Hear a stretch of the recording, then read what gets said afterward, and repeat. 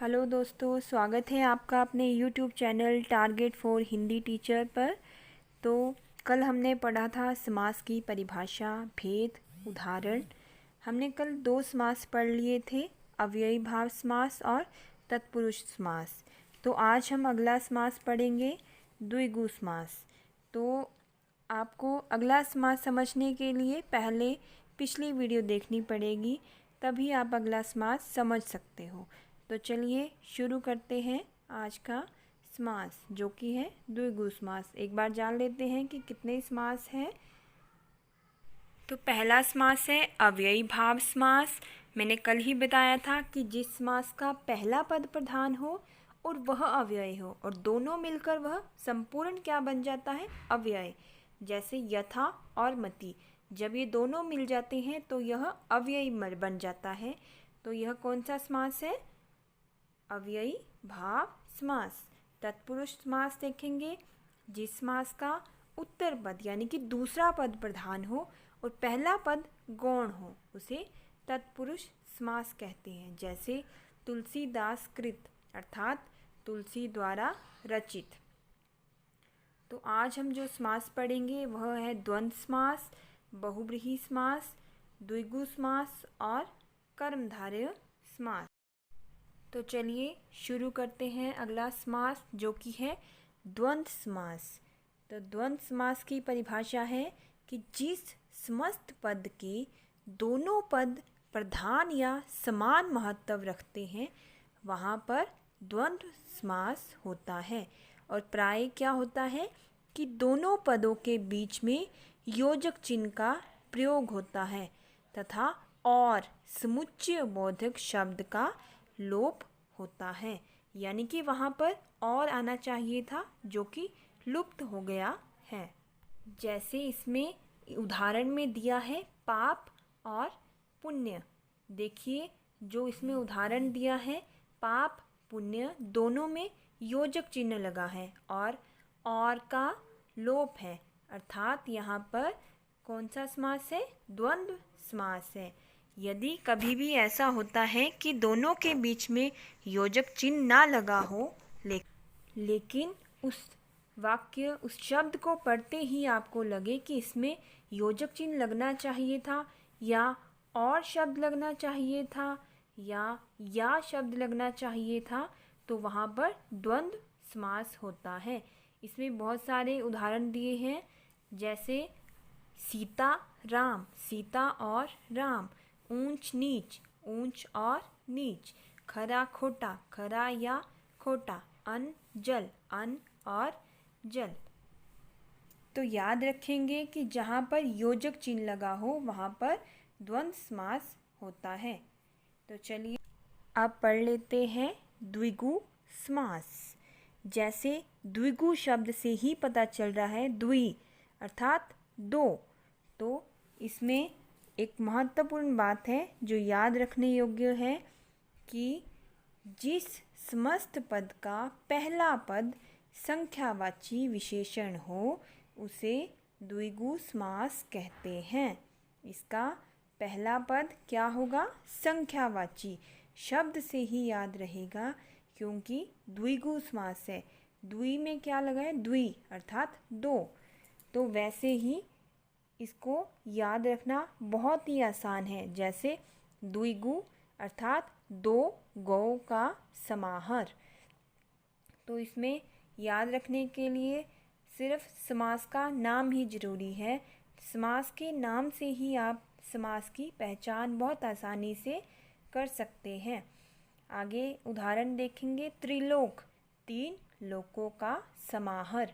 नवरत्न, 9 रत्नों का समाहार। त्रिफला, 3 फलों का समाहार। सप्ताह, 7 दिनों का समूह। चौमासा, 4 मासों का समूह। आप इसमें बहुत सारे उदाहरण दिए हैं, वो सभी पढ़ सकते हैं। तो चलिए अब देख लेते हैं बहुव्रीहि समास।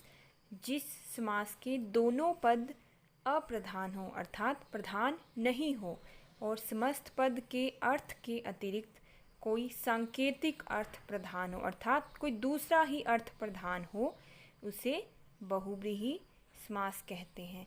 तो चलिए अब बहुव्रीहि समास की परिभाषा देख लेते हैं। तो बहुव्रीहि समास ऐसा समास होता है जिसके समस्त पदों में से कोई भी पद प्रधान नहीं होता है। याद रखेंगे कि इसमें कोई भी पद प्रधान नहीं होता है, बल्कि दोनों पद मिलकर किसी तीसरे पद की ओर संकेत करते हैं और वह ही महत्वपूर्ण होता है। वहाँ पर ही बहुव्रीहि समास होता है। जैसे नीलकंठ शब्द ले लेते हैं, तो नील में ना तो नीला प्रधान है ना ही कंठ प्रधान है, लेकिन जैसे ही हम इन दोनों शब्दों को जोड़ते हैं नीलकंठ, तो यह किसी महत्वपूर्ण व्यक्ति या महत्वपूर्ण देवता की तरफ संकेत करता है, जो कि है शिव जी भगवान। तो हमें नीलकंठ शब्द से ना तो नीले के बारे में पता चला ना ही कंठ के बारे में, बल्कि शिव जी के बारे में पता चला। अर्थात यहाँ पर कोई तीसरा ही पद प्रधान है। और याद रखेंगे कि इसमें समस्त पद तीसरे पद जो कि विशेष्य होता है का विशेषण बन जाता है। यह समस्त पद किसी अति विशेष व्यक्ति, स्थान, समय के लिए प्रयुक्त होता है। जैसे और उदाहरण देख लेते हैं। जैसे गजानन, गज जैसे आनन वाला, ये शब्द किसके लिए प्रयुक्त करते हैं? गणेश भगवान के लिए। जैसे कि आपने ऊपर देखा, ऊपर दिए शब्द में कोई भी पद प्रधान नहीं है, दोनों ही पद मिलकर किसी तीसरे पद की ओर संकेत कर रहे हैं। और हम देख सकते हैं कि पूर्व पद एवं उत्तर पद मिलकर गणेश की तरफ इशारा कर रहे हैं। अर्थात यहाँ पर बहुव्रीहि समास है। तो चलिए बहुव्रीहि समास के कुछ अन्य उदाहरण देख लेते हैं। चतुर्भुज, चार हैं भुजाएं जिसकी, किसकी होती है चार भुजाएं? कौन है विशेष व्यक्ति, कौन है विशेष देवता? वो है विष्णु जी। तो हमें चतुर्भुज शब्द पढ़ने से क्या पता चल रहा है कि यहाँ पर चतुर्भुज शब्द विष्णु जी के लिए प्रयुक्त किया गया है। त्रिलोचन, तीन आँखों वाला, त्रिलोचन किसे बोलते हैं? शिव जी को। दशानन, 10 है जिसकी आनन, यह शब्द किसके लिए प्रयुक्त होता है? तो यह शब्द प्रयुक्त होता है रावण के लिए। नकटा अर्थात जिसका नाक कटा हुआ है, यह शब्द किसके लिए प्रयुक्त होता है? शूर्पणखा के लिए।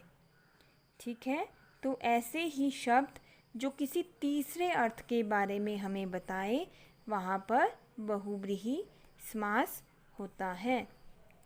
तो याद रखेंगे, बहुव्रीहि समास को याद करना बहुत ही आसान है कि ना तो पहला पद प्रधान होगा ना दूसरा पद प्रधान होगा, बल्कि ये दोनों मिलकर किसी तीसरे पद की ओर संकेत करेंगे और वहीं पर बहुव्रीहि समास होगा। तो चलिए अब अगला समास पढ़ते हैं, जो कि है कर्मधारय समास।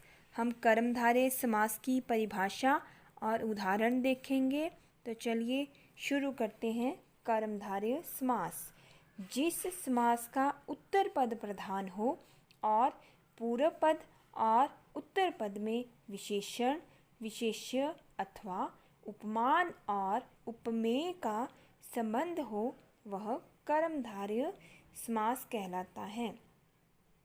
जैसे आपको कोई समस्त पद आता है देहलता, तो इसका विग्रह करेंगे। जैसे मैंने पहले ही बताया है कि समास जानने के लिए उसका संक्षिप्तीकरण करना बहुत ज़रूरी है।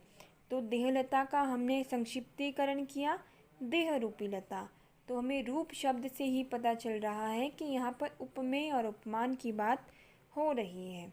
नीलकमल, नीला है कमल, अर्थात कमल की विशेषता बताई जा रही है कि वह नीला है।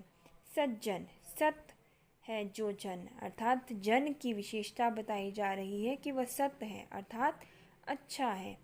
दही बड़ा, दही में डूबा हुआ बड़ा, बड़ा की विशेषता बताई जा रही है कि वह दही में डूबा हुआ है। पीताम्बर, पीला है अंबर जिसका, तो यहाँ कन्फ्यूज़न भी होती है कई बच्चों को कि यहाँ पर तो बहुव्रीहि समास होना चाहिए, क्योंकि पीताम्बर शब्द तो श्री कृष्ण के लिए प्रयुक्त होता है। जी हाँ, बिल्कुल यहाँ पर यह बहुव्रीहि समास हो सकता है। अगर ऑप्शन में बहुव्रीहि और कर्मधारय दिया है तो यहाँ पर बहुव्रीहि समास ही माना जाएगा। लेकिन यदि बहुव्रीहि ऑप्शन में नहीं दिया है तो वहाँ पर कर्मधारय ही माना जाएगा, क्योंकि यहाँ पर कपड़ों की विशेषता भी बताई गई है कि वह कैसे हैं, पीले हैं। लेकिन उससे पहले यह तीसरे अर्थ की तरफ संकेत कर रहा है कि यह तो श्री कृष्ण के लिए प्रयुक्त हुआ है, तो यहाँ पर बहुव्रीहि समास भी है।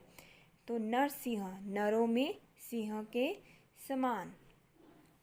तो अब आपको पता चल गया होगा कि कर्मधारय समास को पहचानना कितना आसान है।